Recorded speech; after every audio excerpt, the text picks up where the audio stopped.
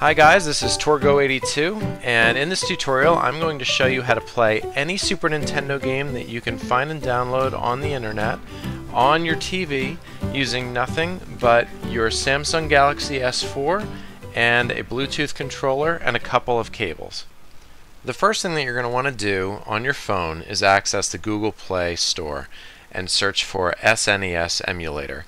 There's a lot to choose from, but my personal favorite was the Super GNES Emulator by Bubble Zap Games. I tried the light version for free first and decided to throw them a couple of bucks and support the developers and buy it.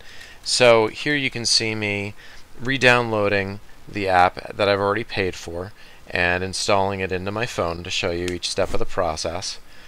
Once it has completed, you are able to access the emulator directly through here or on the shortcut that it places on the main screen of your Galaxy S4.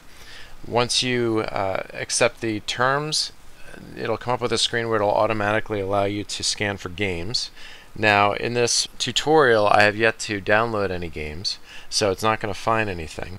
Let's go ahead and do that now. Access your phone's browser and navigate to coolrom.com. I'm sure there's plenty of emulator and ROM sites out there, but this has been the one that I've found the most success with and has a really decent looking mobile version. So here I navigate down to the ROM Files section. It has all the various systems listed that they have ROMs for, and at the bottom of the list is Super Nintendo. One of the reasons that I really like this site so much is the way it's organized. So, looking at the top 25 most downloaded games, the number one game is Super Mario World. Scroll down to the bottom of the page and select Download Now. If you're connected to a Wi-Fi network or 4G, it should only take a couple of seconds as these files are pretty small and in zip format. Now let's go back to our Super Nintendo emulator and hit the Scan button. It should find our Super Mario game as well as download the art for it. And as you can see here on the screen, it found Super Mario World.zip that I just downloaded a few seconds ago. And we can go ahead and select it and begin playing. As you can see at the bottom of the screen, they have a Super Nintendo controller enabling you to use the touch screen in order to play. For some games that have a slower pace and you don't have to make split-second decisions, the touchscreen is just fine. But for games like Super Mario World, where you have to be able to play and react quickly, I found that the touchscreen just really wasn't doing it for me. So that's why I decided to look into alternative options. Here we have a wireless Bluetooth controller that's sold by GameStop. The brand is Red Samurai, which I'd never really heard of before, but reading online, this controller had really good reviews. It has a great feel to it. There's really no lag, and getting it set up on your phone is really easy. It doesn't specifically call out that it's made for Android phones, but it does mention Android on the back and that it's made for tablets. But I found that it works great for the Samsung Galaxy S4. The first thing that you want to do when you're setting up your controller is check on the back and make sure that the switch is slid to the right, pointing at G. There's a K and a G, meaning keyboard and gamepad, and what I found is that gamepad works best as far as button mapping in these games. The next thing that you're going to do is access your Settings app on your Galaxy S4 and go to Bluetooth. Hold down the button on your controller until the green light stays on, the blue light blinks, and then hit the Scan button on your phone. Your controller should come up almost immediately as GS Gamepad if you have it correctly selected to G, or GS Controller if you have it still set to K.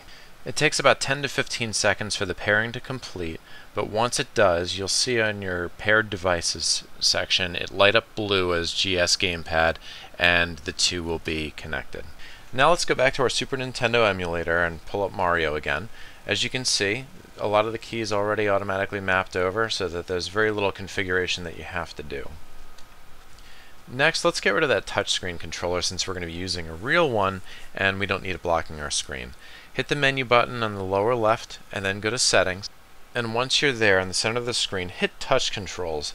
You'll see a line go through it. You can see once we go back out, that half of the screen is no longer being used, but more importantly, once you put it in landscape mode, it doesn't take up the screen like it did before.